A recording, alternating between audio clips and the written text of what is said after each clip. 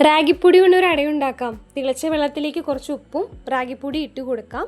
ഇനി നല്ലപോലെ ഒന്ന് കുഴച്ചെടുക്കാം. 5 മിനിറ്റ് നേരത്തേക്കൊന്ന് റെസ്റ്റ് ചെയ്യാൻ വെക്കാം.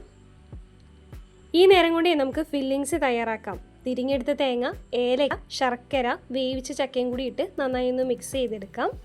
ഞാനിതിൽ ജീരകം ഇടാൻ മറന്നുപോയി, കുറച്ച് ജീരകവും കൂടി ഇട്ട് കൊടുക്കാം. ഇനി മാവ് എടുത്തിട്ട് നമുക്ക് ഇലയിലോട്ട് കനം കുറച്ച് വെള്ളം തൊട്ട് നന്നായി ഒന്ന് പരത്തിയെടുക്കാം. ഇപ്പം ഞാനിതിൽ ചക്കയും കൂടി ഇടുന്നതിൻ്റെ സീസൺ ആയത് കാരണമാണ്. ശർക്കരയും തേങ്ങയും ജീരകവും ഇട്ടിട്ട് നമുക്ക് ഫില്ലിങ്സ് തയ്യാറാക്കി എടുത്താലും മതി, നമ്മുടെ ഇഷ്ടമാണേ.